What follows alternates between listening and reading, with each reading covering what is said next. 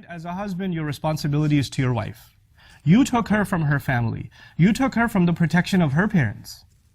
She had a wali, she had a father. And his job was to make sure she stays happy, safe, she's not insulted or humiliated, she's protected from all forms of abuse, physical, emotional, spiritual, all kinds of abuse. That was the father's role. And when you signed that nikah, and when you said you agree, then all of those roles were shifted over to you. You're supposed to be as protective of her, even more so, actually, than her father was. Because your relationship with her actually even goes further. She's even the mother of your children. There's more here. And so you were supposed to be a shield around her. At the same time, you are also a son. A son to your mother, a son to your father. And this religion teaches us that we cannot even say oof to our parents.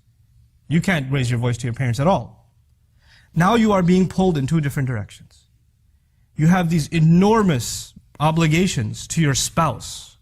Mithaqan ghalidha, the Quran calls it. A heavy contract. A heavy agreement. It's not a light thing, marriage. And on the other hand, you have this enormous responsibility to your parents.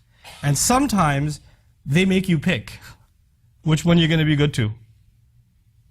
And your job is actually to draw a line and say, this is what I will do for my wife, this is how I will take care of her, and this is how I will protect her. And to let your parents know, you can say whatever you want to me. You beat me up, you curse me out, I'm your kid. You do whatever you want, that's fine. I'll take it. But you can't touch her. You can't say a word to her. She's not yours. She's not your responsibility, and she's not your child. Especially the culture I come from, you know what they say when the girl's getting married? They say, oh, she's like our daughter. Oh, it's like we have a new daughter in the family. Beware when you hear those words. Girls, be thoroughly warned. Because when they she's like our daughter, trouble is looming. Just a couple of weeks later, there's going to be commentary about how you didn't cook, or you cooked, with too much salt, or, you're lazy, or you didn't clean, or some stuff is going to begin. No. The relationship between this woman and her husband's family, first and foremost, is a relationship of mutual respect. She has to be treated with respect, and she has to treat with respect. When it comes to rights and obligations, she is under no obligation to obey your parents. I'm sorry. I'm sorry in that I feel sorry for you that you believed that for so long.